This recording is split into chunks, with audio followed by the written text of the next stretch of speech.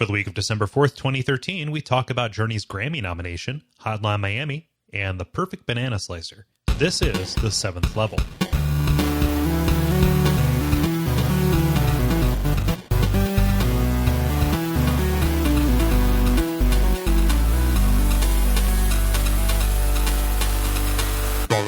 This is level 7 of our program, The Level, a podcast for people who love video games. My name is Kole Ross, and I am your host, and I am joined via Skype tonight by the usual crew. Roll call, fellas.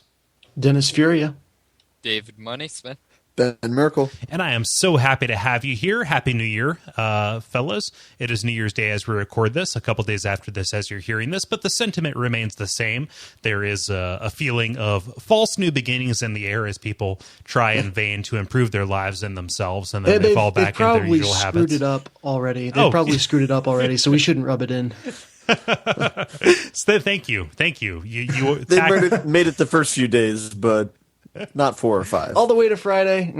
Yeah, you know what? That's admirable. Baby steps. You know, over the course of several years of your life, eventually, if you make it to January 2nd, 3rd, then 4th, eventually you get there. And if you live 365 years, you will get to that point where you can be your best self all year round. However, there are always video games nipping at your heels. So the level. As opposed to demon dogs.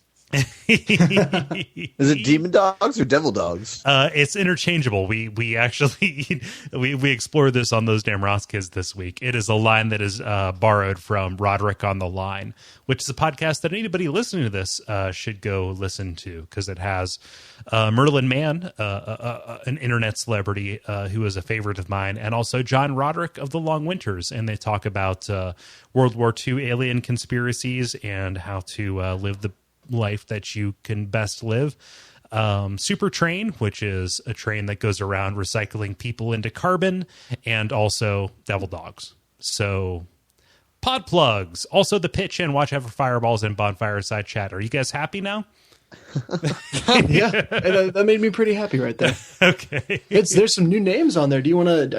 I don't know if we'll do it later. Do you want to do any explaining about the new names in that whole repertoire? Yeah. So the new year brings new programs. If you are fond of Watch Out for Fireballs, you can listen to that show, and also buy the app on either Android or iOS, and you can get a new program that we're doing every 2 weeks called Abject Suffering, which is think like Angry Video Game Nerd or something like that, where the community suggests new bad games for us to play, and then we play them.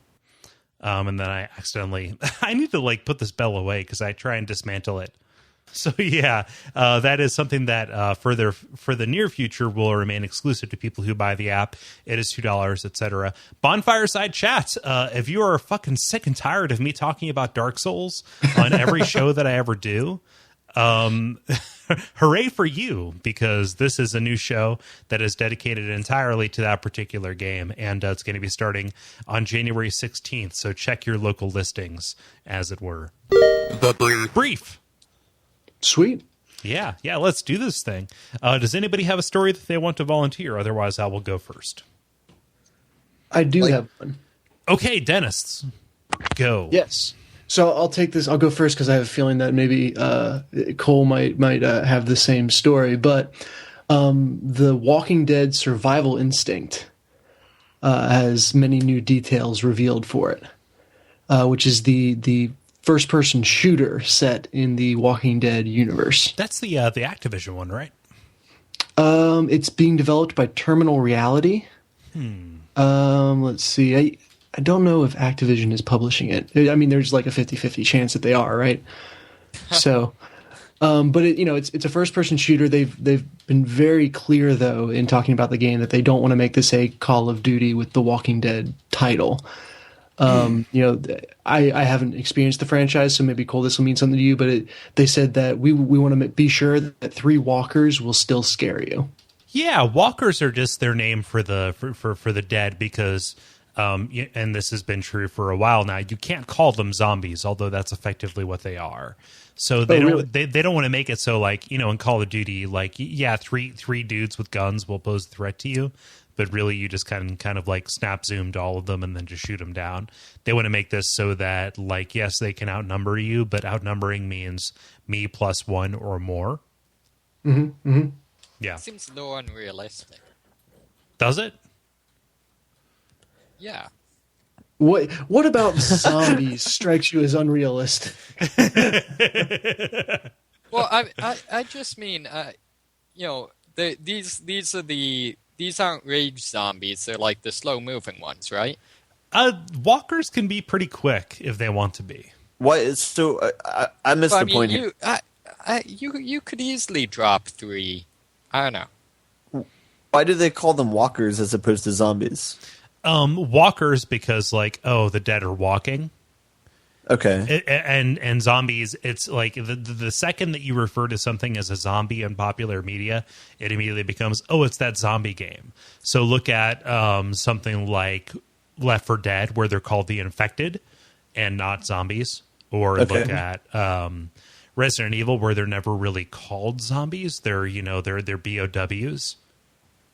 Okay. I defy you to imagine any sort of world that has anything like a zombie in it that isn't just immediately labeled by the masses a zombie. Yeah. Seems like a pretty ubiquitous title for them. It's a matter of external taxonomy versus internal taxonomy.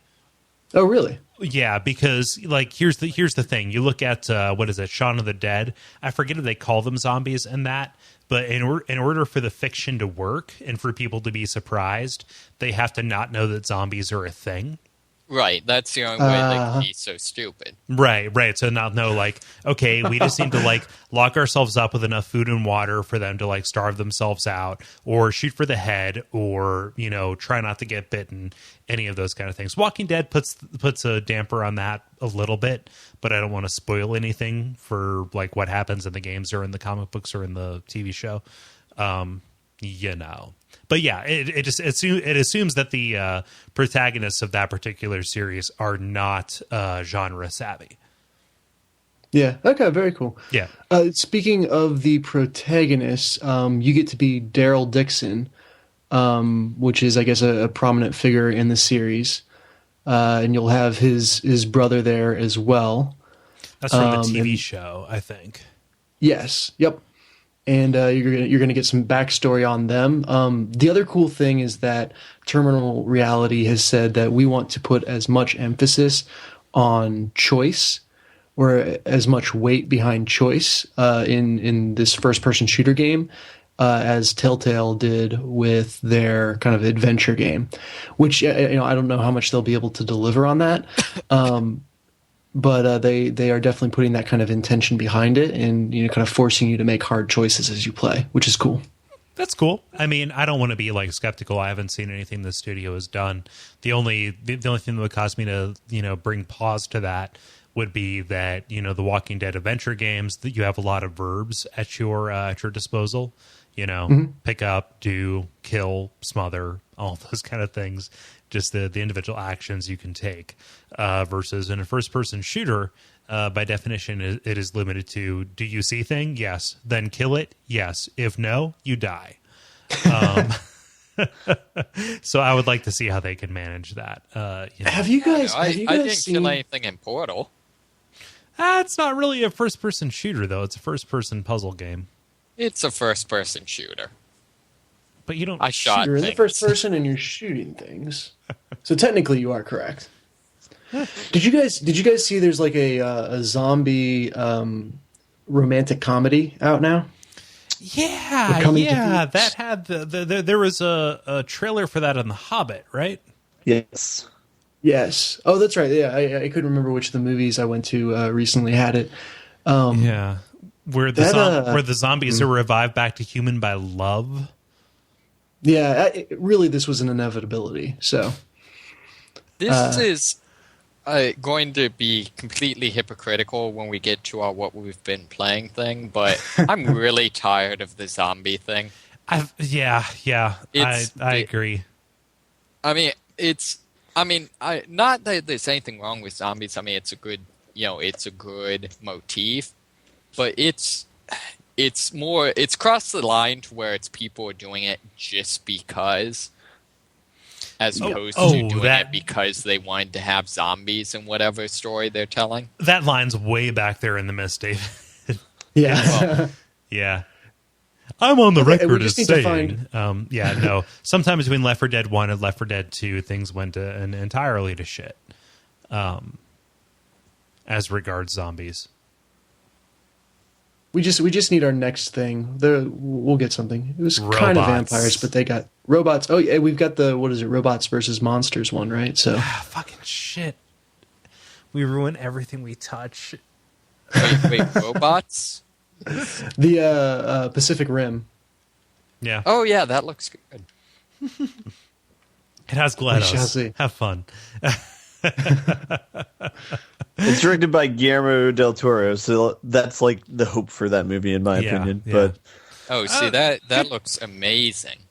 Good directors can do bad things. For some reason, I want to say Ang Lee, although, however, I like the 2003 Hulk movie, and I don't think he's done anything really bad.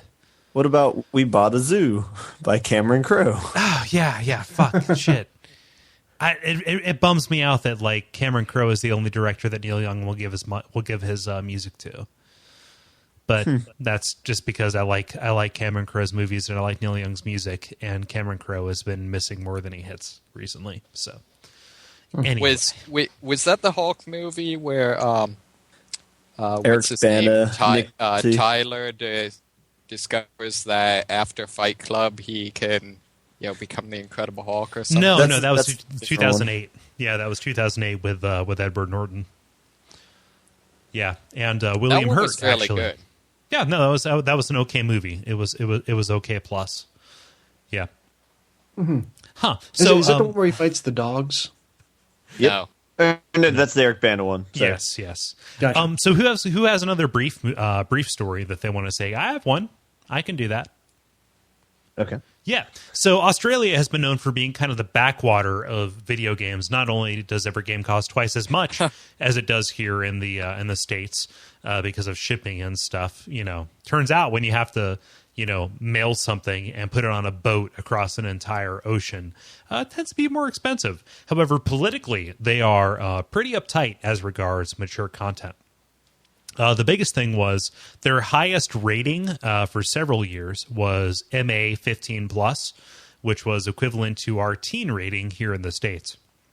However, our teen rating is enforced by the ESRB and not the actual government, whereas their ratings are enforced by the government. However, just here recently, as of the January the 1st, today, when we're recording this, of 2013, Australia has put out its R18+ rating, which means that games like Left 4 Dead or Grand Theft Auto or any of those kind of things, which would be considered mature here in our territory, can actually be put out. Because before, if it was above 15+, it had to be banned by its local retailers.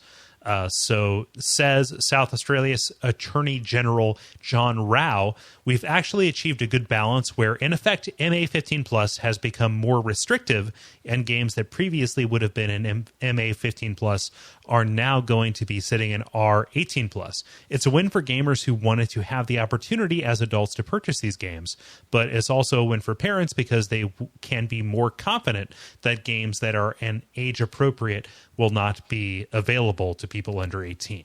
So that is considered to be a huge win for the gaming industry and for gamers in Australia, because they will no longer have to resort to importers to get these games that would have been deemed by their government to be too racy for them. I want to say like good for them and be excited for them, but it's like a friend running up and being like, dude, I just upgraded to the automobile. It's a horseless carriage. It's amazing. You have You'd to be like, crank it, but it's okay, I guess. it's like, good. That's good for you. Excellent. Good job. Welcome to the century. It's good. Yeah. The rating system in general, though, it's just so dumb. It just doesn't mean anything. No, I mean, I like how it is here, and this may be at odds with my general position as just the raging liberal that I am. But I like that it is something that is self-regulated by the publishers and also the people who sell the games. And I like that it is something that is left to the parents. But I guess what I'm saying, though, is like over here, mature rating doesn't mean anything. Oh, fuck no. I was playing I was playing Mortal Kombat at age 7, dude.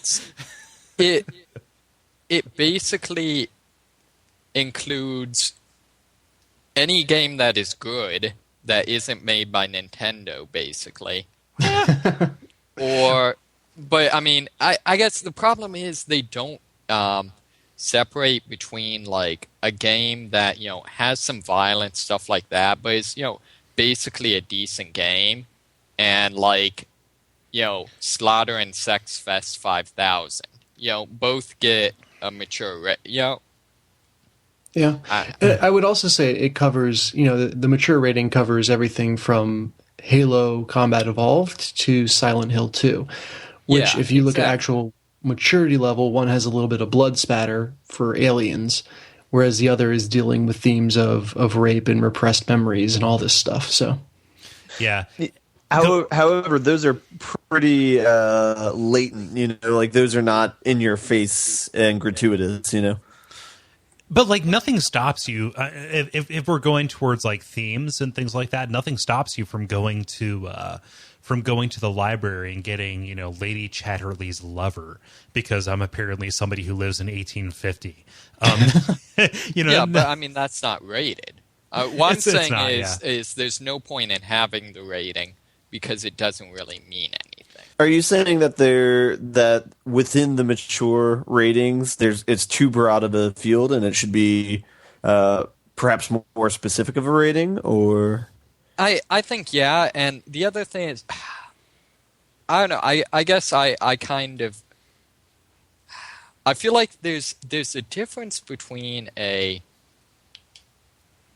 game that is mature rated truly by definition because it is, you know, more mature, versus a game that's mature rated because it's just gratuitous drug, sex, and violence.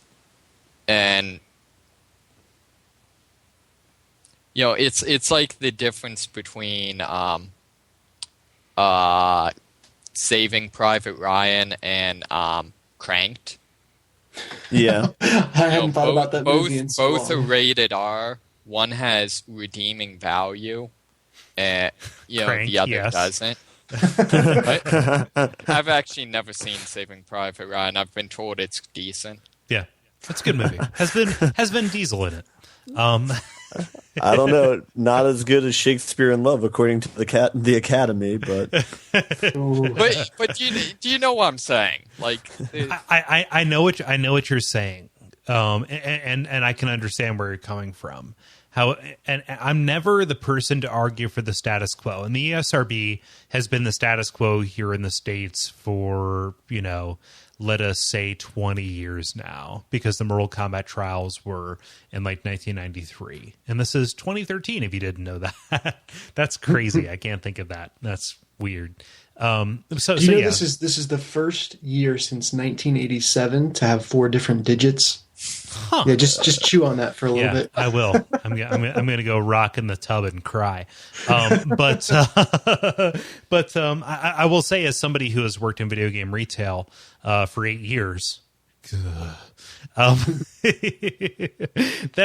SRB tends to work in that if a punk kid wants to come up and buy Grand Theft Auto, which is the perennial favorite for using an example on this stuff, you can say no, and it's great. And if the parent comes up and wants to get it, either they never come back, or a lot of the times they'll come back and say, "Why did you sell this filth to me?" Well, you kind of gave permission. Yeah. Yeah, I mean, it's really particular. It's really kind of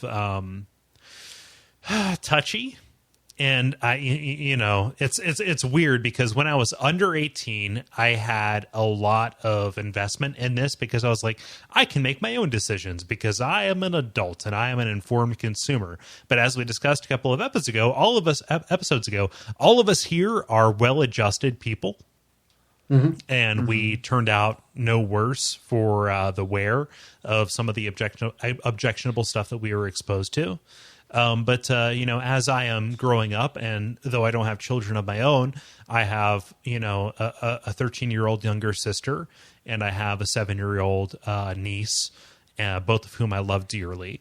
And just kind of like, would I want them playing, Grand Theft Auto or Resident Evil or something like that? Maybe, maybe not, unless they prove to be, stable enough to, not be like, I love blood. Blood is my favorite thing in the world. So what you're saying is you're not sure yet if your niece is a psychopath or not. It's weird because that doesn't sort itself out until like the mid-20s. Like people can turn in their their early to mid-20s as we're discovering.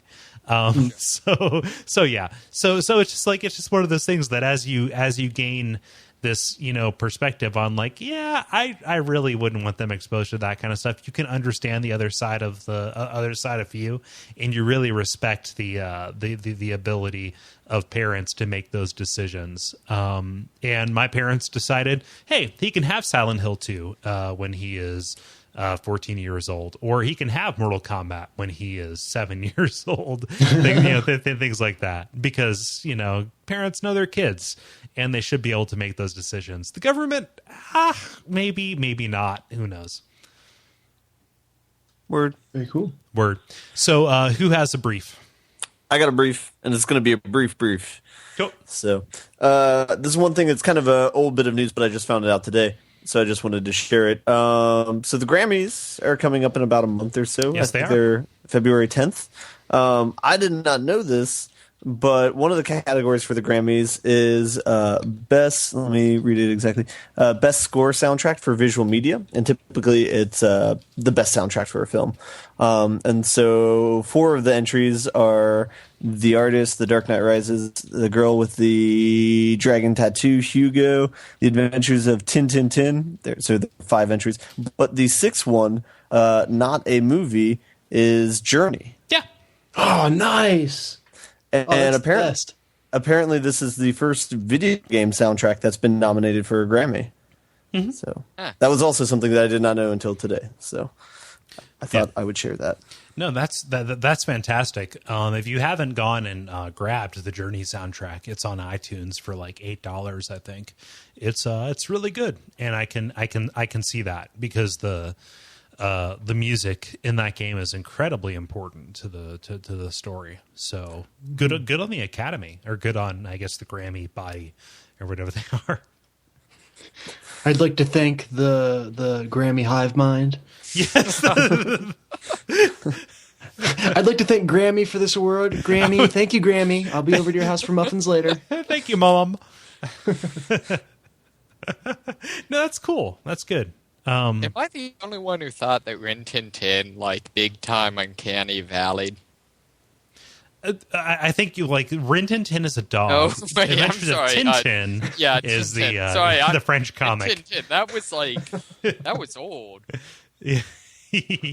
I'd forgotten that Hugo and Tintin or Tauntaun or whatever it was this year. The Adventures of Tauntaun. Lightsaber at the end. You thought it smelled bad on the outside. Do 2013. Do rated MA.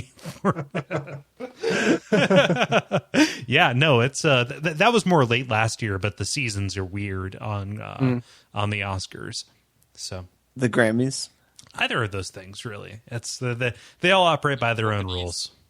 The Oscars seem to make sense, though. It's just whatever comes out in that year, like that numerical year. Yeah, that's why everybody like rushes to get stuff out in the December. Yeah. Huh. I feel like you need time to realize if something. Sorry, we talked about this last time, didn't we? To realize if something's really good or not.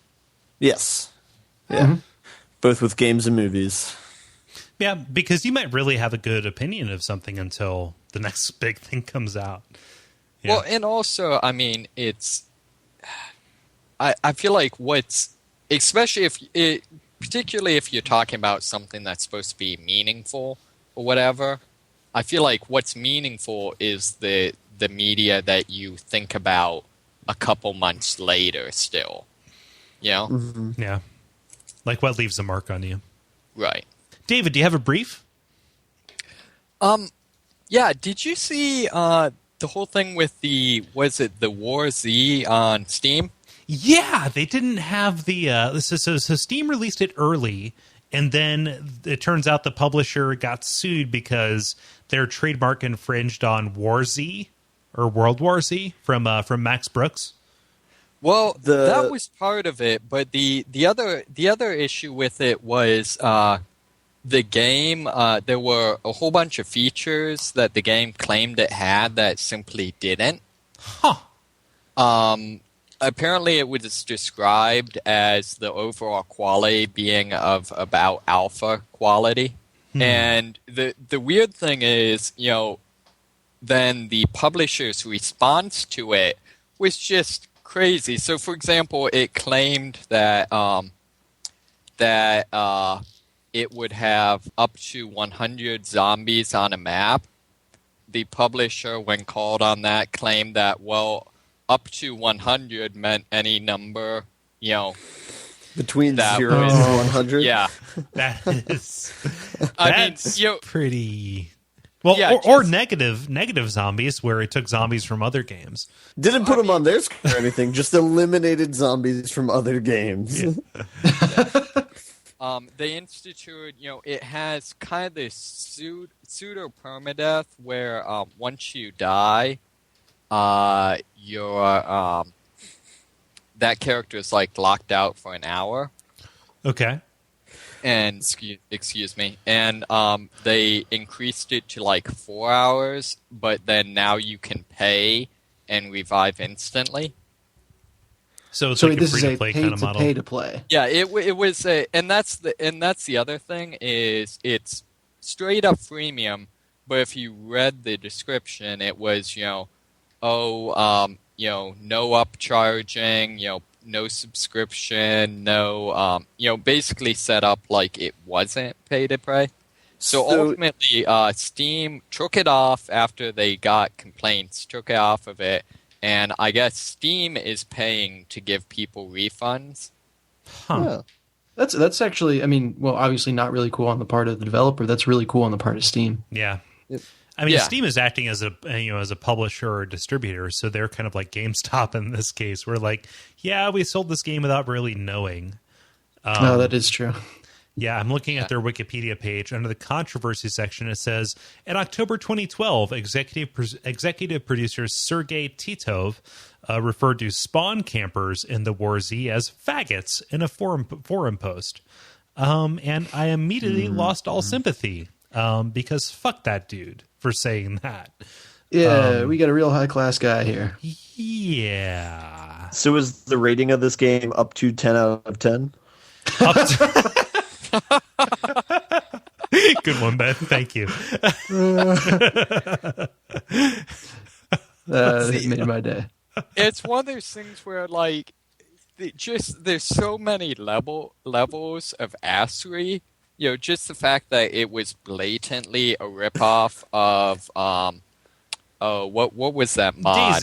Daisy. Like I almost bought the game assuming I just assumed that it was the popular thing now is make a really good mod and then start working, then make a independent release. That's what Killing Floor, Natural Selection, stuff like that. Yeah. And so I mean, I would feel more bad for him if the game was at all original. Yeah. But yeah, it's. I think I saw the issue was they had already released one game that was a legitimate game, so they didn't have to. They were already greenlighted through like Steam's quality control stuff, so they didn't have to submit the game to quality control. Which is understandable because I suppose Steam can't check every game they put on. I suppose. Isn't that what Project Greenlight is for though? Like to make sure that the fans can check stuff. Yeah, I'm not. Maybe it's Project Greenlight that they didn't have to go through. Oh, so that they got in before that. That makes sense. So or it was, maybe it's because they already released one. I don't know. So it was acceptable for game devs to call their clients, their customers, faggots. Dude, fuck this dude. Really. Well, he got what's coming to him, right? Yeah, for real. Wow. Yeah, nobody buy this game. If I hear that anybody has bought this game who listens to the show, stop. I mean, we try to alienate everyone already, but this time for real. This time for real. Don't do that. That's fucking lame. Unless, of course, you bought it on accident, because, I mean, like David said, they kind of are trading on the fact that people are just like, oh, that must be a good thing. Yeah, if you're tricked, that's fine. But lots of zombie angst in this episode. So did you write down Assery for a possible show name, by the way? Maybe. Let me do that. The Grind. So it's The Grind, where we talk about games that we have been playing. And I'm interested to hear what you fellas have been playing. If nobody wants to volunteer, I will do mine, which are very small and very short. Do you think? Okay. Do you want me to do that? Yes, that was it. Do it, please. That was the consensus. Okay. First off, Hotline Miami. It is a really good game. And if you have $10, I would recommend you go get it. It's difficult. This is something I've said before, and I've talked about it before, so I will not belabor the point. But yeah, it definitely the key mechanic in this game, where you are given hints over a telephone line about places where you can go and kill Russian mobsters in Miami in 1989. The key mechanic in this game, I'm finding out, is deciding what order to kill people in. Say more. Okay, so that sounds really morbid. It is, and it's like it's meant to make you feel bad about the things that you're doing, as evidenced by the fact that, like, if you kill somebody with a weapon that isn't decidedly fatal, so if you're using a baseball bat or a golf club, most of the time you will like knock somebody clean off, and blood will spatter, and when you see blood, they're dead. But sometimes they will start crawling around, and they can't hurt you, but you can't get your points until you kill them.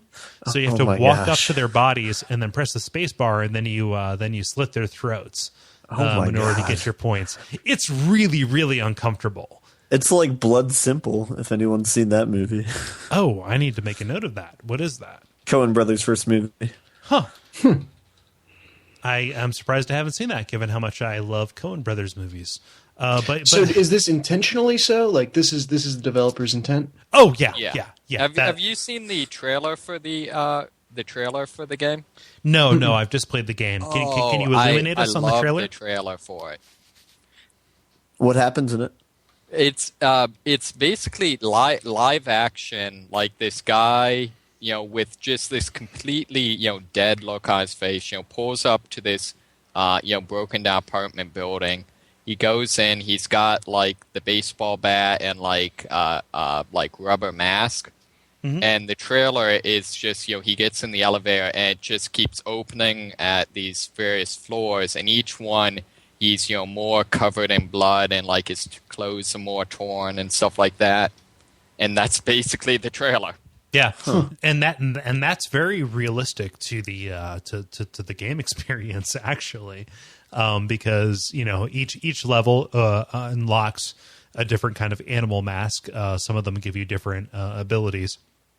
The most recent one that worked really well for me, I forget what the name was. Each of them has a name, but it made doors lethal, which meant that if somebody was walking by a door and you slammed it open, it would kill them. Which really rewards both stealth gameplay, like making a decision about when to burst into a situation, and also being incredibly reckless, because if you slam open a door, people will notice in that room when you come through. So you can sneak through and be okay, but if you slam open and then just run up to the nearest person as quick as possible, and even if you have fists out, you can knock them down. And then knock everybody down, and then press the space bar to slam them against the floor until the blood comes out their head. Oh my gosh! Yeah, this is why Australia does not import mature games. As I know, I linked the trailer. Oh, cool. Um, but yeah, no, it's definitely meant to make you feel as uncomfortable as possible about the things that you're doing. And that goes right from like the presentation of the game, which is as repugnant as possible, with the colors being all weird and the crazy like shifting, like 15 degrees to the left and to the right, pixel art, and things like that. And from what I understand, like later on, it becomes about like, are you having fun killing these people? Ugh. I'm very interested. I haven't played it, so you can tell me if maybe it does this. I feel like games are starting to, kind of be able to create this kind of dissonance in like, fun is not the only mechanic that we have at our disposal anymore. A game can be engaging while being decidedly not fun. Like you're not having fun. At least I hope you wouldn't call it fun while you're doing these things, but you're still engaged, you're still thinking. It's still an experience worth having. I'd be curious to see where games go in terms of once you feel that way, allowing you to act on it instead of just like, okay, I have this dissonance and that's the point. Does that make any sense? Yeah, it's statement games, right? Or serious games, things like that. Spec Ops, although I haven't played it, I understand that is the main point of that game. Mm-hmm. Yeah, no, and that speaks to the sophistication. And it goes back to verbs. Like, if a game's only verbs, like in this case, Hotline, it's like, okay, you can punch a dude to death, or you can shoot him, or cut him with a katana, or, rip his throat open with a broken bottle or a knife or something like that. This is all the game lets you do, but it still chastises you for doing it and for getting really, really good at doing it over trial and error, right? So yeah, I mean that emotional dissonance is definitely something the games are adding to their to their palette, right?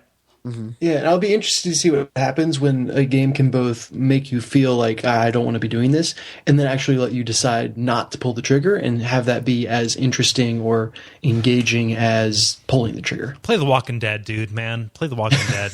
I was going to say, play Hitman Absolution. There's a level where they let you do that as well. Yeah. Really? Nice. I feel like the problem is, though, games... I feel like the issue is... in order to do that, you'd need to present the positives and negatives of both sides. Mm-hmm. Yep. Yeah. I mean, in this case, like the negative of that side is you cannot win until you kill everybody in this room, and it befits you to kill everybody as brutally as possible. Well, I guess what I mean is, right now games generally fall into two camps. Either you do violent stuff and they show the good results, you save people, you save the world, whatever, you're the hero. Or you do violent stuff and they show the negative results. Spec Ops, this, stuff like that. I feel like what they really need to do is, it's not one or the other. Right. A police officer that, kills a criminal to save someone's life, but they also killed someone's kid. It's not just, positive or negative. Yeah. It's real tough, especially when you start trying to take a moral stand. It's not going to please everybody. I guess that's what I'm saying, though. That's the problem. Is they shouldn't take a moral stand. They should present the good side of it and the bad side of it. Mm-hmm. Yeah, it's just like war versus pacifism. Yeah. The good side of war is that you get rid of a dictator. The bad side is civilian casualties, people die. The good side of pacifism is that you don't kill people. The bad side is the dictator stays in power. And what I think games should do is present both, the good side and bad side both, and say you decide which is right. And like the weird thing about this game is like, even though like before I hopped on to record this, I had just finished chapter 5 out of 15. And you know, the majority of the people that you're fighting in this game, they are Russian mobsters in white suits, right? So the implicit narrative is that they deserve what they get. And because this happens in the first third of the game or so, I don't feel bad about saying this, but like, you know, in some of the missions, like you find like this woman who is like sobbing in a bathroom. And when you kill everybody, you know, who's a bad guy in this level, you escort her out. And then you put her up in your apartment that serves as your home base for the game. So so it does prevent both sides of that, but there's still like the repugnant aspect of the things that it's asking you to do, however abstracted they are. However, like it's me pressing a space bar and seeing some pixels occur on the screen. And it's kind of like, oh, he's like crawling and begging for his life, but in order to proceed, I need to like kill him. And you know, there's a strong overtone or undertone of like psychosis in this game, that this person is just completely off his fucking rocker. And, you know, it makes you feel uncomfortable about being the person who pulls the trigger in this case, or, you know, swings the crowbar or the katana. Or any one of those many verbs. Yeah, exactly. So, I mean, like, what I recommend that you play this? Yeah. I mean, there's some goofy stuff. Like, there are puzzles in the game that require you to shoot doors that have explosives rigged to them, but they won't explode if you don't have the right weapon. And if you try to open them and you don't know that, they'll explode and kill you. And you just, there's like a bunch of weird stuff like that. So there's that kind of thing, and it's not that great in those regards, but I would say that as an exploration of these things we've talked about over the past 5 minutes or so, it's really, really good in that regard. So go for it, I would say. Very cool. The other thing, it's been real weird because I've been home for these past couple weeks and not really been able to like play games, you know, that much. You know, Ben got me for Christmas the Hitman game. I haven't been able to touch that. I'm so sorry, Ben, but that is next on my list, as it were. But, you know, you always have your computer, and when you have your computer, you have the Binding of Isaac, and that has served me well. As I've been able to dive into a game for, you know, 5, 10, or 20 minutes at a time. And that's still really good. I'm not sure how much it costs. I think it's like $5 to get the whole thing. And that serves you really well as like an action roguelike game with a bunch of like crazy items that you don't know what they do, but you know they help you, maybe. Maybe. And kind of like Dark Souls, it's one of those games that as you play it more, you get better at playing the game. Even if your benefits or your perks or your equipment or things like that don't get better because you lose everything when you die, you get better at playing the game and knowing these enemies. And yeah, it's really, really fucking good. And I would recommend you play it. You know, I looked it up on Steam because I can do that now. And the trailer for that game is really just weird and eerie. Like, it's almost, you want to think that it's like kind of tongue-in-cheek funny too, and it probably is, but there's just a very, it's very almost disturbing to watch. Which, you know, there's nothing graphic about it. It's just some, you know, it's mostly dark blurs moving around and implying monsters, etc. But it was just anyone who's interested in that game or has played that game and enjoyed it, etc. Check it out just because it's interesting to see the way the game presents itself. Yeah, I mean, like the monsters always present themselves, and there are different monsters for every dungeon that you encounter, and you They're always not live encounter action these. when they do it, are they? No, it's all flash art, and it's okay. all The trailer is live action. It's great, isn't it? Yeah. Well, great. Yeah. But it's presented in the same way that like the Legend of Zelda, like the original is, in that there are keys and it's top down and, you know, all those kind of things. Yeah, that's good. Cool. So that's all I've been playing that I feel like, you know, qualified to like comment on. I've been playing Dark Souls and I've been playing Parasite Eve, but you'll hear about those more later. So Cool. Sounds good. You've also been playing Hanging Out with the Family, too, which is a important game to play. Yes, it is for your general health as a human being, both mental and physical. So, nice PSA for the listeners. yes. Who wants to go next? Human beings overrated. Come on. Who wants to go next? I'll go. Cool. All right. So I got two things, one of which I alluded to before. I don't know if it made it on the final cut or not. The first thing is I beat Hitman Absolution about a week and a half ago or so. I sent Kole a text as soon as I beat it, telling him how great it was. Yeah. Overall, I was happy with it. It maintained its quality throughout the game.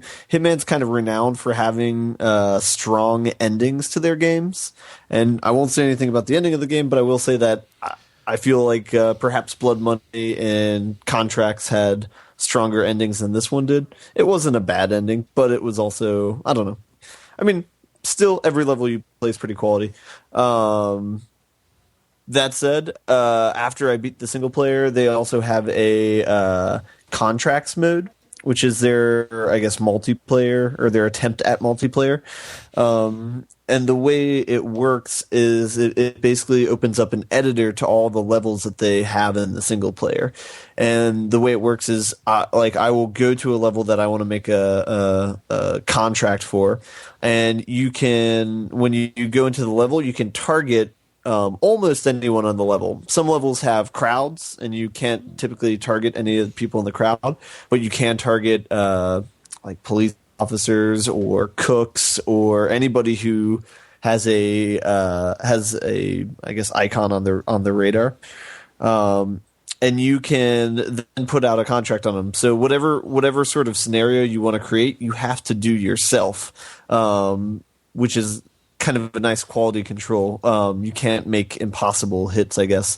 But you can choose the difficulty, and then you have to go through the level and perform the hit however you want. So you get to pick the costume that he's wearing, and you can pick the weapon that he uses to kill the target with. And then you can post the level, you can post a description for it, kind of saying a hint as to what to do. And then people can play it themselves, and they can like it, dislike it, and it kind of filters out by quality. Mm-hmm. So awesome. Yeah. So for example, I mean, it adds a nice level of replay value for it. So for example, I don't think we played the very first level. We did play the second level, the one where you're in a Chinatown market. And so I made a level with that where you can make the people wear whatever costumes you want. So I had a chipmunk costume that Hitman gets as a secret in one of the levels. So I made a level where he went through and killed 3 different cooks in a chipmunk costume. I think one with a fillet knife, one with a sniper rifle, and one with a silenced pistol. So you made Hotel Miami. Hotline Miami. I was thinking more of Chipmunk Revenge or some sort of animal versus cook revenge scenario. So it would have to take place in Appalachia, which is the only place where somebody would willingly kill and cook a chipmunk. Actually, also where Chinatowns are prevalent too. My boss eats squirrel, so that's the thing. All right, I've learned something new today about David's boss. But even outside of the levels that I made, there are a lot of even better levels that other people make. And yeah, so that's been a little bit of fun to dive into and see different takes on the level that you've already played. I was going to say, I really like the idea of you have to beat the level that you create before you can move on. What game is it that Sound Shapes does that as well? And I think it's really smart just to maintain the overall quality of the stuff that comes out. Yeah. And it makes you like your levels more because, if it's challenging, you in fact mastered it yourself before you published it. So yeah, it's very nice. It sounds like Infamous 2. Have any of you played that? No, I've got it and I have not played it. Yeah, that has a mode like where they give you the tools in game to make levels, And like when you are sitting on your map looking for missions, you can actually select. You can select to see ones that people have made and the ones that are rated high by the developers or by other players. They're raised towards the top. So that seems like a very Sony slash any kind of like modern console game developer. Like, we're not going to give you the actual dev tools, but we're going to show you our environment where we have this stuff and give you the variables that you can change in order to make something and see if it rises to the top. Yeah, kind of inspired by Little Big Planet, perhaps. Yeah, I was going to say, didn't they do that? Little Big Planet, you can obviously create levels, but you cannot. You don't have to beat them before you play them, just because they wanted it to be so open ended that they weren't weren't necessarily expecting every level created to have an end. Right. If that makes any sense. Yeah. The only way to win is not to play? Yeah, basically. The only way out is through. I don't have equipped to match that. No, So the only other equipped. Sorry. That was pretty good. Oh, that's the best. So, do you guys have any parting questions for the Hitman game? Because this will probably be the last week that I talk about it. I just like any questions that I would have would ruin my own experience of playing it. That's true. That's true. Does it have any form of multiplayer other than the contracts mode? No. Okay. So it has two modes. One's a suit. It's even it's a pseudo multiplayer, but yeah. Yeah. I would love to do that, just to metagame for a bit, as a discussion question at some point. Just talk about the relative merit of having a multiplayer mode, when it's a good thing, when it's a decidedly not good thing, etc. Yeah. I mean, it's kind of an issue for developers because it divides their interest, They have to divide their team into two if they want to do that. Unless they're Ubisoft, where they can just bring in another studio to do their multiplayer for them. Yeah. And hence my interest in doing that conversation at some point. Yeah. Ben, did you have any other games that you've been playing? Yes, I had one other game that I started just tonight, which was Dark Souls, which is a game that Kole got for me. Mm-hmm. We have a lot of love on this podcast, but yeah. So I got but I hate you. No, I got past the first boss, I guess, the one that has a gaping anus, I guess. It was a weird. Yeah, well, I don't remember any goatsy bosses in this thing, man. This might have been a bit of a Rorschach boss here. Yeah. The clue for it is hit it in the back, and you got to do that. And I don't know. It was just a weird animation. Wait, which boss is it? Yeah, no. I have no idea what you're talking about. The first one when you're leaving the asylum. The big demon with the club. Yeah. Wait, he's got a booty. He's got a booty, dude. I don't remember any anuses, dude. Well, all right, maybe this might be a Freudian review then. I'm Google imaging right now, and I'm a little confused. Yeah, the asylum demon? Huh. Wait, anyway. Isn't that the one you jump off and kill? Well, you can take a big part of his health out by doing a dropping attack on him, and that serves as kind of a tutorial for that. But. Oh, is that the one you're talking about? Yeah, in the asylum? Yeah, so in the tutorial. Oh, yes. Okay, in the asylum. Okay, I get what you... Not going back to the asylum where it's the same boss, but yeah. I've said too much. So it is come to this. But anyway, so I got past that one, and then I talked to a guy, and he told me to ring 2 bells. And I remember you guys talking about that. So, so I'll go do that next in the game. So. Yeah. And I love how completely just jaded that initial quest giver, if you can call it that, is. The crestfallen warrior? Him? Yeah, he's so done with it. He's like, you're the 57th undead chosen one that I've talked to today. What the hell, man? And I like how his entire premise is, yeah, the dude who told you to do that thing, he lied to you. Instead of being just one bell, it's 2 bells, and have fun. Fuck you. Yeah. And his quest gets funnier as he go along, because for as hopeless as he is, So it is The come to level. We this. just kind of infer things about games and then cut ourselves short. I would feel bad if I ruined it, but the conclusion of his quest is suitably heartbreaking. So, Fair enough. yeah. So like, what do you think of the mechanics of this game, Ben? Like, are you Too early to comment. Okay. I want to give it a fair try before I state any opinions on it. Yeah, the tutorial is kind of bullshit. That's fine. And okay, so cool. But I guess what I'm saying is, like, it doesn't put its best foot forward, and like, until, like, you know, if you go back to episode like 89 or whatever of the show, like, of me like talking bullshit about this game. Like, and saying like, oh man, and I was trying to go with all these skeletons and they were just killing me left and right. And I was like, this is fucking bullshit. And I put it down and, you know, left it forever. And then I looked up a fact or a wiki or something like that. I was saying, don't go towards the skeletons, Kole. Or like I talked about 2 episodes ago, falling into the exact same pitfall. Yeah, it was like, oh wait, oh no, this is in my blood now.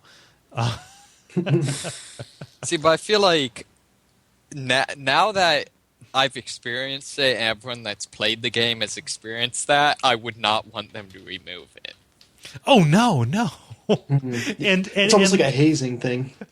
And like, you know, in preparation for another project that I'm doing, I'm getting more people turned on to the game, and I've served as their Sherpa through this world. And just kind of like, if I'm fighting a bunch of skeletons getting really pissed off, should I be, no, don't go that way? If I'm fighting a bunch of ghosts and getting really pissed off, no, don't go that way. Go towards the zombies, up towards the aqueduct. That's the way you go. Yeah, I will call the tutorial bullshit. So there's this kind of hazing, figure out the right path that you can actually survive part to it, which is fine.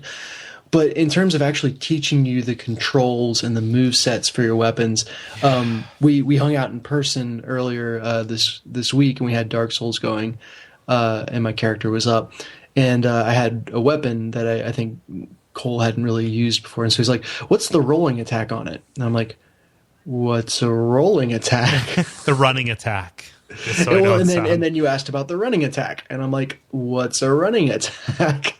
See, I'm not sure how I learned that. I didn't until it was inadvertently revealed to me, which has been hugely helpful, especially in finally defeating the boss that I was struggling with so much. I finally got through earlier today. Oh, great. Cool. Yes. Awesome. I have not explored past that, but I finally got through it. Huh, cool. But it just, I think from a lore perspective and from an atmosphere perspective, it is awesome that there is so much that the game does not shove in your face, and so much of the game just kind of puts there and you see it or you don't. It should not be that way with the controls. It's the it's the Super Mario Brothers 3 white block problem. You know, where it's kind of like, oh, if you crouch on a white block for so and so seconds, you fall into the background. It can run to the end of the level and warp to the, you know, whatever, you know, area you want to, but it doesn't tell you that. And a lot of stuff in Dark Souls is like that, and it feels really good when you find it out. You know, by hook or by crook or by wiki. You can't do that with pretty basic mechanics. Yeah, like you didn't know that you could run, and that kind of sucks. Did I just miss that, or I don't think it ever tells you that you can't? I think it's in there, but it's in the tutorial, which I've already established is bullshit. Yeah. So Well, the stats are pretty bad for that. The stats are pretty bad, and wait. Yes. Like, so if you don't know that like resistance is a bullshit stat for any build that you're trying to make, you could put a bunch of like points into that and not know it. Whereas like you might not know that endurance is the best stat in the game, and you can put however much into that and not feel bad about it. Well, You know? as long as it's to less know. than 30. Less than 40, but Less than 40. yes. But that gets into like really weird territory, and that's like high level stuff. And the covenants, there's just a lot of stuff that the game doesn't communicate to you, and like either if you find that out for yourself, which is incredibly unlikely, or if you talk to somebody who knows about it and says like, oh yeah, no, don't do that, or oh yeah, do that, it benefits you. And I am convinced that that is a portion of the game. So, Ben, I guess what I'm trying to say to you is don't be afraid to seek help in this game because it will greatly increase your enjoyment of it. I'm really stubborn, so That's fine. That's fine. It'll break you. I was going to say I had resolved not to look at a wiki before beating the game at least once, and I then looked at a wiki today. And then I called you because you were asking about something or other. I was like, okay, here is every single covenant in the game. Here are the weapons that you want to use. Here's how weapons scaling works. Here's this kind of stuff. It's like, no, dude, seriously, you kind of need to know these things. You kind of need to like be willing to look this stuff up. Although I have to say, that's probably the one thing in the game that I don't think is well done, is weapon scaling. I think that like once you learn that the Drake sword isn't the best, and that the lightning spear isn't the best, and that those letters on any given stat mean anything, it makes you better because like those crutch weapons that everybody finds and then uses, they end up working they end up working for you. But if you figure out that like those mean something, it makes you even more potent because there's nothing to lose in that regard, and you can get through a lot of this game with sheer tenacity or skill. Those kind of things benefit you in high level play and also in PvP or co-op. You know? Well, I mean more the fact that like most of the stats don't mean anything. I guess so. Like there are 4 stats that mean a lot for your damage. And most of those are ones that, given your build and any knowledge of role-playing game conventions, you would be able to know what to put in. You know, you would know that you would like, oh, I'm going to focus on strength or dexterity or faith or intelligence. Yeah, but I guess what I'm saying, you know, again, it's been a while since I've set up a character. But, you know, there's a lot of stuff where upping dexterity has no bearing on you playing with a play style that people would generally consider dexterous. It kind of does, though, because there are weapons that have movesets that are linked entirely to dexterity, where you would have access to them if you met their minimum requirements. But the difference between strength and dexterity is strength you hit once for a lot of damage, or dexterity you hit a lot of times for a little damage each time. But you can actually stack a bunch of enchantments on top of that and do a lot more damage. So it like benefits your discipline in order to like, I'm going to go for dexterity, which seems to offer less right now. But if I upgrade stuff or learn how to actually play it, then I'll be fine. Does that make sense? 2 thoughts for you on Dark Souls. One, for us just spending a half hour, blasting all the opaque or broken parts of it. This is a freaking awesome game, and you should play it. And then 2, this is why it needs its own show. Yeah. So thank you, Dennis, because I get lost. Oh my god, I'm actually incredibly, now that I've started playing Dark Souls, I'm incredibly excited for the bonfire side chats. Yeah. It's going to be awesome. There's a lot of meat there. There definitely is. So Ben, do you have any final comments as you kind of go into the game proper? Yeah, just to defend myself, I put a picture in the conversation. And that was pretty much all I was staring at the entire battle, or just by how I was trying to beat the first boss. Let me see here. Yeah, he did. That demon ass? He do kind of got that demon butt. Yeah. Just to try and defend myself, I don't want to sound like you're fixated. No, that's fine. Yeah. That's fine. I'm not fixated on demon butts, I swear. Does this go in the show notes? I think yes. And make a note after Hotline Miami trailer, demon butts. Anyway, yeah. So I mean, I'll keep playing it. I will have my attention diverted in the next week or two coming up, so I don't know how much I'll get to it. But real life intersects as it does. Yeah, but I'll keep you guys updated. So. Yeah, cool. Dennis or David, what up? I can hit on. I mean, we kind of already did Dark Souls, which I've definitely been playing, so I'll cross that off. I've got two though in addition that I've been playing that I wanted to talk about. Okay. Right. I will take the silence as acquiescence. Yeah. The first one, and I've mentioned it before, but I beat Double Dragon Neon, which is like a humorous kind of side-scrolling beat 'em up game. And it is freaking amazing, and it has a song during the credits, much like Portal, that is probably as good as the Portal song, just in terms of being.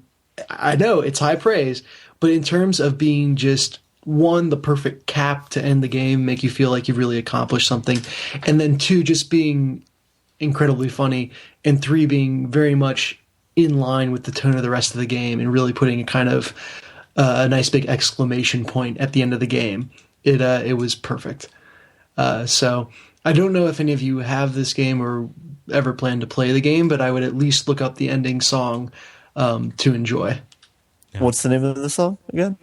Double Dragon Neon is the name of the game. I don't know that this song has a title. Let me see if you Google Double Dragon Neon end credits song or something like that. Yeah, okay. You'll probably get it. But I'll put it in the show notes. Yeah, I laughed through the entire thing, and it makes reference to all the bosses that you fought and everything like that, which was nice, especially if you've played the game. But it really made me laugh, and that was just a delightful game that I was not expecting to enjoy as much as I did. So high recommendation there for Double Dragon Neon. Yeah. Good times, and free if you have PlayStation Plus. So get on that. The other thing I've been playing is Little Big Planet 2, that game that Kole keeps on saying he's going to play at some point. But he smiles sheepishly. Yeah. I was just looking for a co-op game to play with my wife, and we hadn't tried that one for a while. I think she had tried it she tried the first one a long time ago and decided she didn't like it, so she had never tried the second one. And we started playing it just because we had run through everything else. And my gosh, that game is so much fun playing co-op. Mm-hmm. And it's such a playground. Like, I know we talk about sandbox games, but really I would put Little Big Planet into that category from the sheer fact of we probably spent a half hour on one screen of a level playing around with the rope swinging physics, just having fun and messing around and seeing if we could, get to certain heights and stuff like that. And, it was completely detached from any sort of true objective in the game.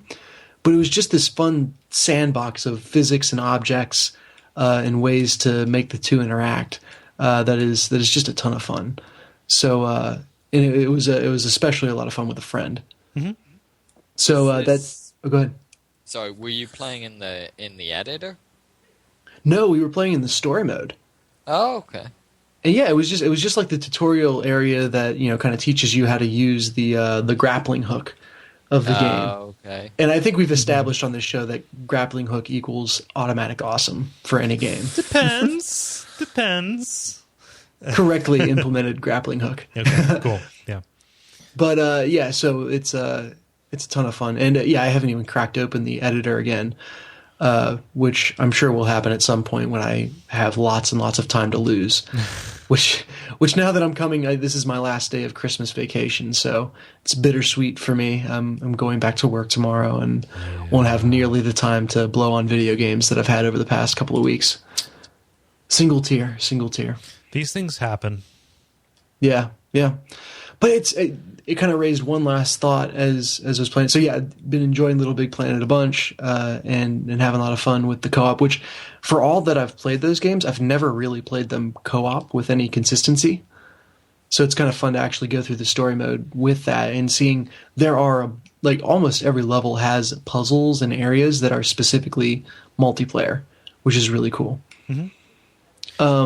But the bubbles the prize bubbles that you get throughout the level unlock textures and items and all sorts of different stuff for you to use in create mode, which is nice. It makes the rewards that you get very meaningful, but at the same time, you feel like you're painting without a full palette of colors unless you've 100% the story mode, which is nearly impossible. So there's this weird, it's cool that they did that, but I also really don't like that they did that. Yeah. That it's one of those things where like any game where it's kind of like, unlock this multiplayer map by playing single player, or unlock this character in multiplayer by playing single player. Putting that requirement onto you being able to finding somebody to be able to play single player with you, kind of a bummer. Yeah. Wait, you play single player with people? That's what co-op is, right? Yes. Okay. Oh, okay. I understand now. Single player meaning... I was having a moment. Yeah. But yeah, it's just... And it's even like I said, I'm doing it co-op, which opens up a lot. But for every 2-player area that I can now access, there's a 3 or a 4-player area that's still off limits, which is really frustrating. Yeah. Especially because it's holding back create content from me. So. Yeah. Release the content. and I believe that's not the only game that you're playing right now that's doing that as well. I think I know what he's referring to, but I want to know if you can deduce it. I'm not playing any free to play. I'm playing a bunch of small Steam games that aren't necessarily. Think more waggly. That's right. I forgot about that. Yeah, WarioWare. Party game that locks the party aspect behind a single player campaign. Really? The lamest thing in the world. Yeah. It's the worst. It was a lot. I mean, we just kind of played. We took turns at the single player again when everyone was hanging out at my place, which was a good time. WarioWare is a very wacky Wii game, which I don't know if there's any other kind, but it's like a bunch of 5-second micro games strung together. In fact, the original WarioWare for Game Boy Advance was WarioWare Games Incorporated, micro games. Micro games. Which is like a mini game, only micro. Yes. Yeah. In case you missed that, I'm taking a micro because it is smaller than mini. Yeah. It is very much like making you wait in line outside of a club, then making you play the single player before you can play the multiplayer. Yeah, it's very true. It's like take this personality test before you can get into our cult. That's a Silent Hill Shattered Memories, I guess. It's kind of crazy because from what I remember, when I first got this game way back, in order to get the multiplayer mode, which is various rules assigned to streams of micro games, as it were, you have to beat the game. Yeah, which is a bummer. How do you? Yeah, and it's a mini game. You get through all of the different levels, and they have really cool anime cutscenes between them. It has a lot of personality, but again, it's a bummer. And it's mitigated by the fact that the main game is all of 20 minutes long. It's I probably played for a half hour collectively before we played. We probably played it for a half hour, and there's probably a half hour left to go. So it's an hour and a half of time for something that'll be a great party game. But still, yeah, that makes no sense that you would lock it behind that sort of requirement. Yeah, because it's a delightful game, and especially if you have people there to enjoy the absurdity with you. Yeah. Yeah. Yes. Just don't hide your light under a bushel, fellas. And by fellas, I mean everybody. Don't hide your light under a bushel unless that is the particular mini game you're playing. Exactly. Unless you need to put a bushel over some light.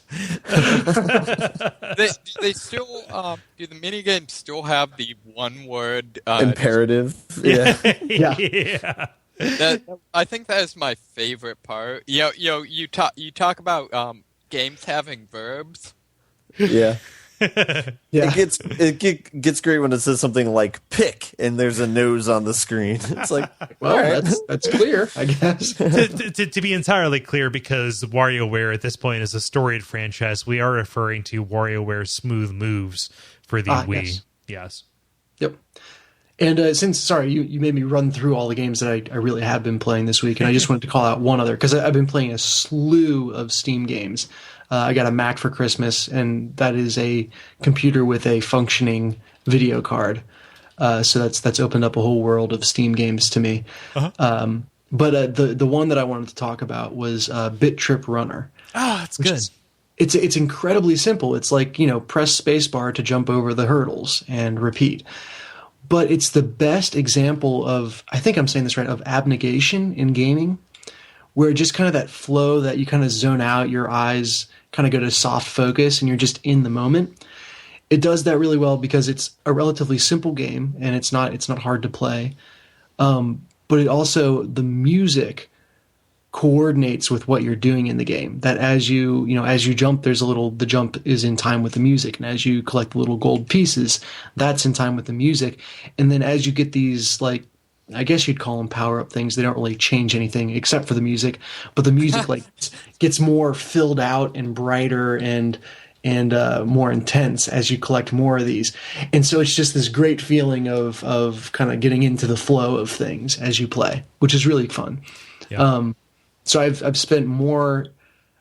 probably spent like 4 hours playing what is essentially a little flash jump the hurdle game. It's a one button game. It's kind of like Cannibalt or anything like that, where you pretty much. They call it runner, but all you do is jump. This is true. There's running in there. There's also sliding and kicking, but that's advanced. Yeah. It's like you said abnegation. I'm not sure what that word is. I'm going to look it up so I can say it right.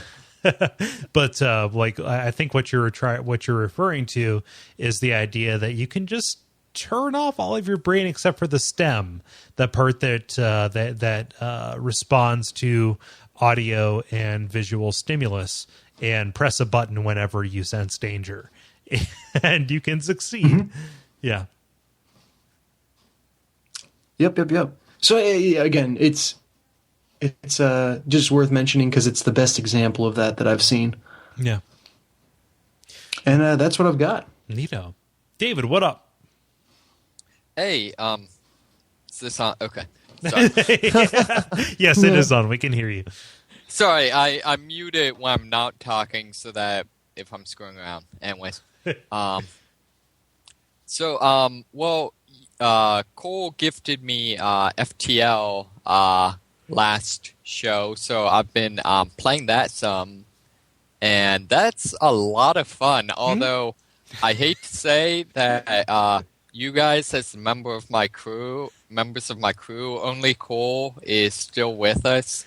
Oh man! The other two were taken down by giant space spiders. Oh, as you do. As you do. I actually say that again. I said anything but the space spiders. Every game of FTL eventually turns into that episode of Firefly where Mal is on the ship and dying of oxygen deprivation. Yeah. Yes. It's inevitable. I have to say, probably the most depressing part of playing this game is the whole time I'm like, wow, this is what the Star Trek MMO could have been. Oh. Except it became awful. Yeah, well, I mean, it could have been good. Yeah. But no, I actually... But then it was awful. It's kind of weird. I didn't play till today. It was one of those games I've been, wanting to play for a long time, but just all the reviews of it just made it sound really complicated. And I guess, to be fair, the last roguelike game I played was NetHack. the most complicated, yes. Yeah, so, play it. It's incredibly approachable. Yeah. Which, also, the most reviews I've seen, obviously they have the screenshots and stuff, but they really don't do justice to, the pixel art, and it just comes together really well. The audio and visual presentation is really, really good. The visuals are simple enough that you can kind of survive and hang, and just kind of like understand and react to things visually, but there's enough depth to it that different kinds of ships and different weapons function in a different way, that it's really, really rewarding if you want to dive into it. Yeah, I've the only weird thing I've been finding that I don't quite get is it doesn't seem to matter how long you stay in at a particular location, right? No, it doesn't.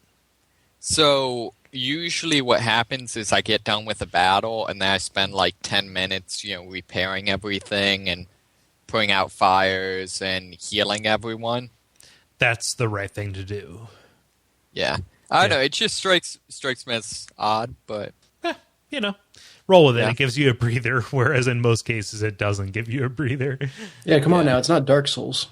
It's really good. I'm happy that you're enjoying it. Yeah, so far so good. Am I correct that the kind of border that moves across the sector you're not supposed to come in contact with? You're not supposed to. I think you can hang in it for a little bit, especially if you have to backtrack to get a usable path through to the beacon at the end of any given sector. Okay. But just it gives you like a pretty much guaranteed certainty that the rebel fleet will get you. So whereas most star clusters you go to will give you like the probability of having combat, that assures that you have combat. Okay. Yeah. So if you hang out there, eventually you're going to lose all of your resources. Nice. Yeah.